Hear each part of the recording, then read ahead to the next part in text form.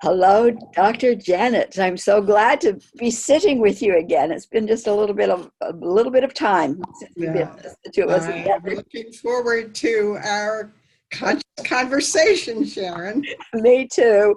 I want you to tell my listeners, what is it you call your work? What is the title? If they were to look for you, how would they find you beyond your name? And that's a really good question because I'll tell you, I've spent a lot of time trying to figure out what kind of a label to give to what I do. Um, the first one was word sculptures, and I still use that. It's one of my websites. I do remember that. I do remember that.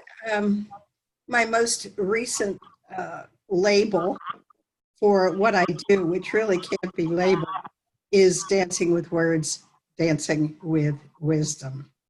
And of course, I, I host a weekly blog talk radio show where I'm usually dancing with words and wisdom with a guest.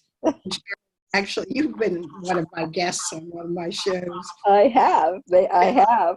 You And know, that show is archived. If anybody is interested in looking it up, it's archived both on Bold Brave Media and on Spreaker. So probably if you're interested and you have the time, want to know more, you can go in, Google my name and Dancing with Words, Dancing with Wisdom, and you'll probably find it someplace. yeah, and we'll definitely have a link to you, with this interview. But what's interesting to me is this connection, words and wisdom, dancing with words, dancing with wisdom. Have you always had that concept? Have you always understood the wisdom of words? Tell me No. about that. Not at all. When I was about 30 years old, I had a series of experiences where, just like that, I changed my own conduct and everything around me changed.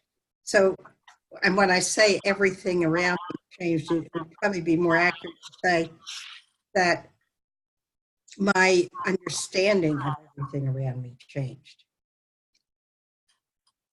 rather than that everything around me changed, because obviously I could still see the pictures on my wall, out my window, the sunrise, the sunset, things like that. I could see my hands, but it was the way I understood what I saw. And it was immediate clarity.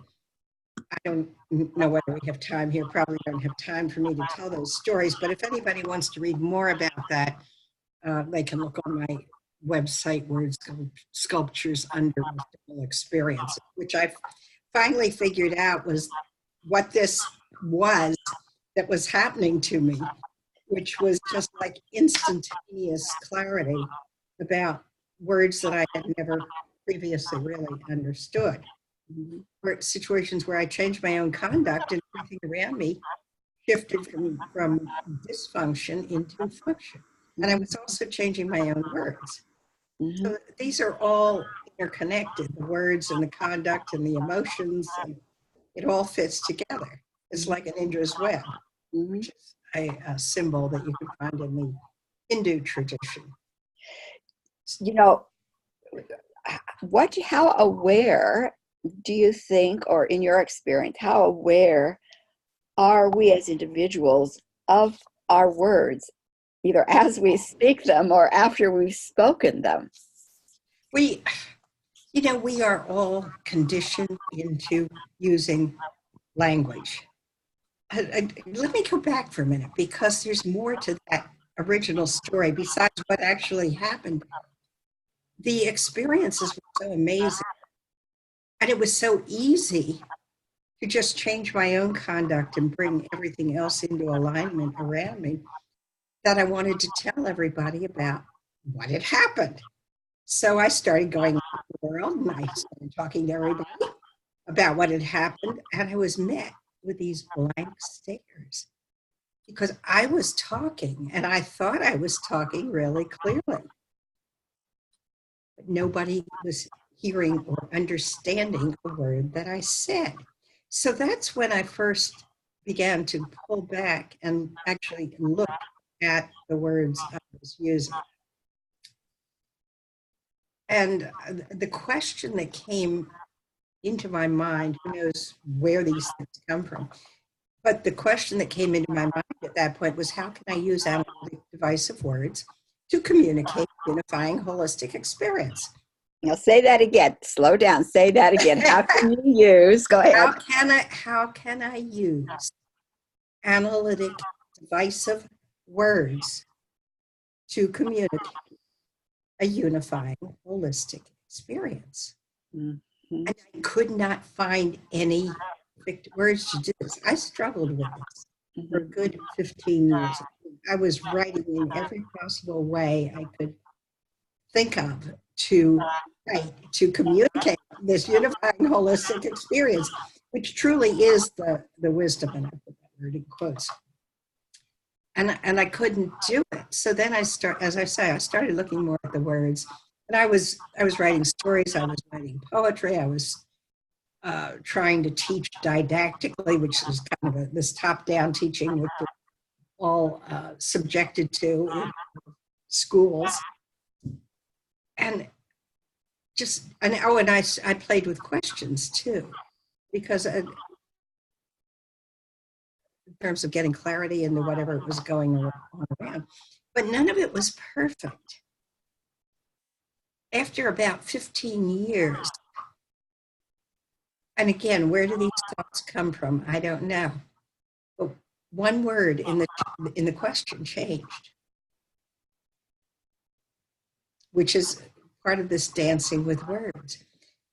I changed the word communicate to facilitate, so that the question then became, how can I use analytic divisive words to facilitate unifying holistic experience? Totally different energy to those two questions. The second one was doable. The first one is never doable. And if you start reading in religious traditions, you will find things like, for example, in Judaism and Christianity, in the book of Genesis, the story of Adam and Eve being expelled from the Garden of Eden. When did that happen? This is metaphoric. This is not literal truth. But when did that happen? When they ate of the tree of knowledge, which really is our minds taking this sensory data that is all around us all the time and chopping it up into parts. And we're all taught that from the time we're a year old. This is mommy, that's daddy, that's the dog, that's the tree. We take it for granted that the way we chop up this sensory data is true, but it's human created and human taught. One of the things I love to do is just play with optical illusions. Mm-hmm. There's one done by a gentleman named John Langdon, which I absolutely adore. He calls it love, but if you look at it, you can either see the word love or you can see the word hate. Mm-hmm. And depending on what you see, nothing on the paper changes. It's what your mind does with what's out there. Mm-hmm. Mm-hmm. That changes things. But if you see the word hate, I ask people, what do you feel when you see the word hate? They feel unsafe, dark, closed in, right? If they see the word love, they feel expanded, joyous, safe, happy, exploring, creative. So there's a whole different energy depending on how their minds shape this piece of paper, optical illusion, with nothing changing at all on it. It's the mind that changes what they see, and the words change, and the emotions change, and then perhaps the conduct changes as well. So it truly is a fascinating dance. Yeah. With you can call it the mystery of life too. And where I was going before. Yes, This is all connected. got it. Um, if you look at the religious traditions, I mean, the beginning of the book of Genesis, where Adam and Eve got thrown out of the Garden of Eden because they ate of the tree of knowledge. They thought they knew when they created language. And there, of course, language is really useful, but it is human created and it changes depending on who's doing the creation. If somebody's saying that word hate, they're going to be talking very differently from the person who's saying the word love and acting very differently as well. If you go to Taoism, for example, you'll see the Tao that can be spoken is not the Tao. Mm-hmm. You cannot, you know, I learned this from my own personal experience that I could not communicate this. I couldn't communicate it because ultimately it's experiential. It's pure experience. And therefore facilitate. But to facilitate, yeah, I can play with that. That's what the dancing with words, dancing with wisdom is all about.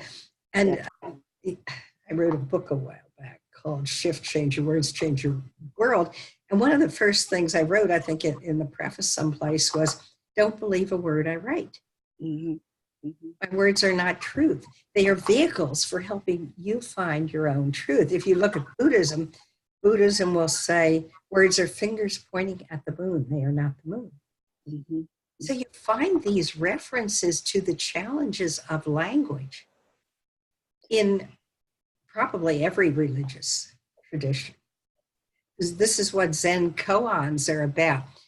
The initiate or the student gets asked a question that has no logical answer. And the student will struggle with it because the student's all working with, in his head, with the language and the concepts. And once he moves out of that into the direct experience of whatever's going on, he will respond in a way that makes no sense to the left brain logical mind, but he has suddenly brought himself, his beingness, right back to the present moment.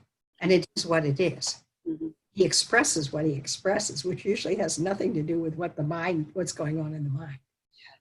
So I think that the thing that is important here is we have to consider that words are not truth.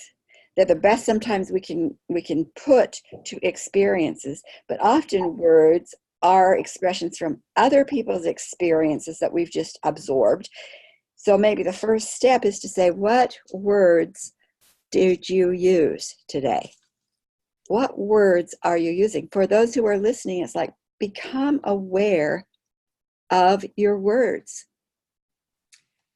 And there are a lot of tools or techniques that you can learn that will help you become aware of the words that you're choosing. There are certain words that, under most circumstances, work better than others. Now, I'm really reluctant to make generalizations because effective words change depending on the whole context of the situation that you're part of. Mm-hmm. You're aware in the present moment of what's going on inside you, what's going on around you, what your resources are, the particular environment that you're in. Then you can choose your words or not in that moment. You can also choose to remain silent. Yeah. Not say anything.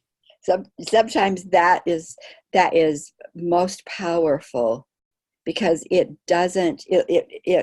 keeps you out of that reaffirming or cycling in what maybe you don't really want and you haven't gotten clarity enough to move out of it. So silence might be the way to go periodically. Well, it's interesting because silence, just being quiet and listening to what's going on around you or the way other people are expressing their thoughts through words, it gives you a lot of information about the other person, first of all. Mm-hmm. The worldview in which they're stuck at the present moment, or not. Maybe they're not stuck there, but a lot of people are stuck in a single worldview. They think their words are truth. Mm-hmm. I mean, It's very and common. unfortunately, there are a lot of religions that say you can't join us unless you accept these doctrines. Exactly. Exactly. So, where was I going with this now? I lost my train of thought. Well, I think this is a good place to kind of end this particular conversation because, stopping to consider the power of words, where they come from, how much you participate or dance with them or not, is a good beginning place for our listeners. So we have your contact information with this little interview. We're going to talk more. But so much thanks, Janet, for your holding this wisdom word connection. It's been quite an adventure, and still is. I'm sure. No end to what you can do. Exactly. You start playing with the words and dancing with words and using them consciously and intentionally to shift the whole dynamic around you from this power over power against dynamic into a power with dynamic, which incidentally is also the Christian symbol for prayer, the Hindu symbol for namaste. And it's also it's aligned power. Yeah, aligned. I like that. Rather than this or this. Yes. Be back soon, my friend.